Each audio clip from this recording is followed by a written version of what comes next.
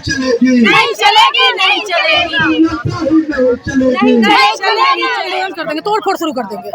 तोड़ फोड़ शुरू कर देंगे। हाँ कर देंगे। इसमें बच्चे कितनी मेहनत से पढ़ते हैं, कितना टाइम लगाते हैं,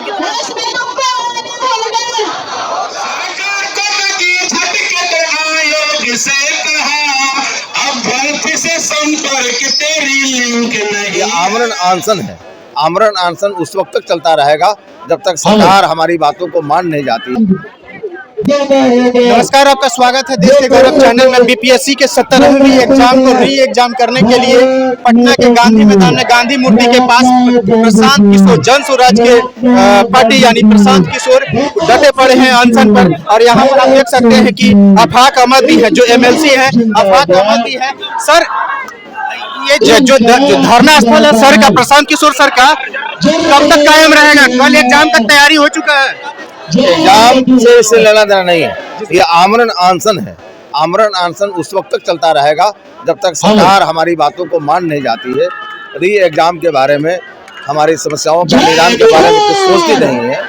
जो बेरोजगार बच्चे हैं उसका बेरोजगारी भत्ता जब तक नहीं दे पाती है तब तक ये आमरण अनशन बना चलता है। लेकिन आज जब अधिकारी की तरफ से सूचना जारी किया गया कि कल के री एग्जाम के लिए कई तरह के धारा लगा दिया गया है, सेंटर पर कोई अभ्यर्थी पहुंचे नहीं जो री एग्जाम में नहीं है, तो ये जो है ये सरकार का अपना काम है। हम लोग किसी बच्चे को रोकेंगे नहीं। जो एग्जामिनी है, एग्जाम देना चाहता हो जाएगा। हमारा आमरण अनशन है सरकार के भ्रष्टाचार और ये कदाचार के खिलाफ। कदाचार मुक्त परीक्षा संचालन करना सरकार की जवाबदेही है, उसमें सरकार विफल हुई। इसलिए हम लोग का डिमांड है कि सरकार कम से कम ये बीपीएससी के एग्जाम को री एग्जाम कन्वर्ट करें ताकि बच्चों को न्याय मिल सके। लेकिन वहीं आरजेडी जन स्वराज को बी टीम बताती है बीजेपी का। वो क्या बताएगी? वो तो खुद बी टीम है। वो कहाँ है आज? कहाँ नजर आ रही है? बच्चे अगर खड़े हैं, बच्चों के भविष्य का मामला है तो उसको आना चाहिए, कंधा से कंधा मिलाकर लड़ना चाहिए। प्रशांत किशोर को भगौड़ा का लालचन लगाती है कि वो भाग गए, लेकिन आज गांधी मैदान में वही डटे पड़े। वो तो मैं कह रहा हूँ, वो दिन में है, अगर दिन को दिन कहा जाए, दिन को दिन कहना होगा और रात को रात कहनी होगी।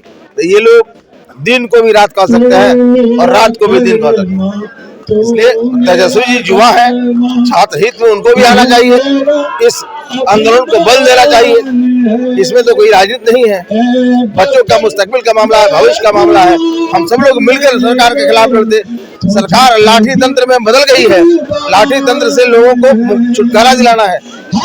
इसके लिए सभी राजनीतिक दल का आह्वान करता है कि सब मिलकर काम करें।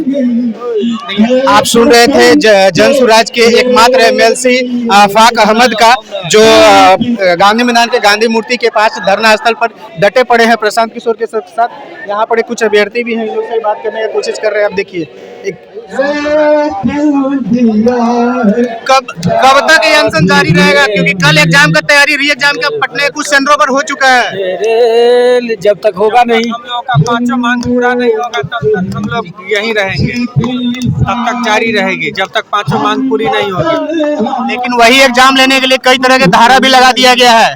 वो भी तो एक मांग है कि बच्चों पे जो धारा लगा वो धारा को हटाया जाए।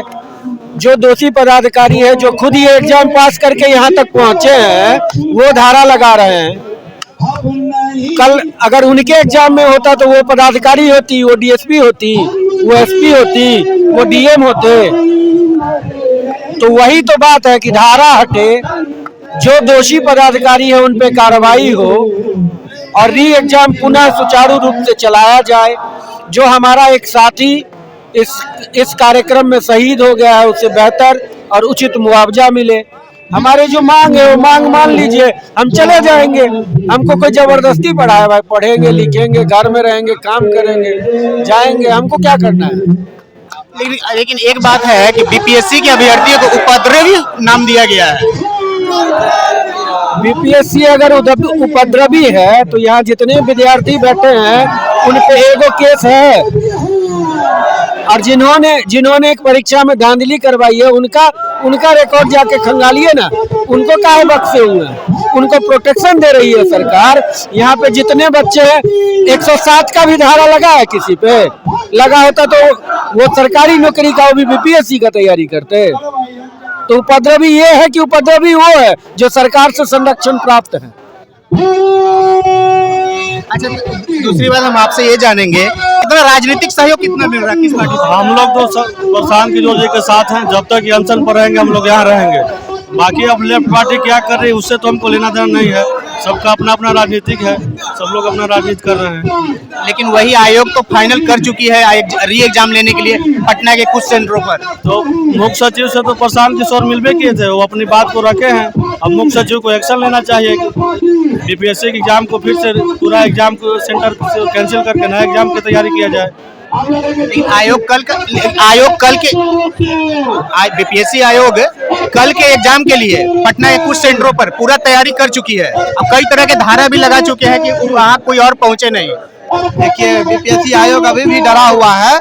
जो अभी तक जो कल बच्चों का एग्जाम जो है, अभी तक उनका कॉलेज का नाम नोटिफिकेशन भी नहीं दिया, सिर्फ सिटी दे दिया है। जो पटना सभी स्टूडेंट का एग्जाम होगा, कॉलेज का नाम अभी तक नहीं दिया हुआ। जहां तक है री एग्जाम ही होगा, एग्जाम कैंसिल हो सकता है, एग्जाम कैंसिल हो सकता है। अभी तक डरा हुआ है कि किसी भी बच्चे को जो है, जो अभी तक कॉलेज का नाम अलॉट नहीं किया है, किस बच्चे का किस कॉलेज में होगा, जबकि एडमिट कार्ड जो है 10 दिन पहले आता है। कल एग्जाम है, अभी तक बच्चे को ये भी पता नहीं है कि हमारा सेंटर कल किस कॉलेज में होगा। कुछ सेंटरों को बनाया गया री एग्जाम पटना का 22 सेंटर बनाया गया है, जिसमें बच्चे को भी, अब स्टूडेंट का एक भी पता नहीं है कि मेरा सेंटर कहाँ हुआ है। हम सोच सकते हैं, आप भी जान सकते हैं कि बीपीएससी आयोग डरा हुआ है, डर है उनके अंदर में। जब तक री एग्जाम नहीं होता है, हम लोग यहाँ से उठने वाले नहीं हैं। यहाँ पर अभ्यर्थी भी खुलकर बोल रहे हैं। नहीं चलेगी, नहीं चलेगी, अरे चुगले पार्टी नहीं चलेगी। इसी तरह से नारेबाजी हो रही है और यहाँ पर बीपीएससी अभ्यर्थी, यहाँ पर महिलाएं भी हैं, लेडीज भी हैं। देखिए किस तरह से नारे लगा रहे हैं। नहीं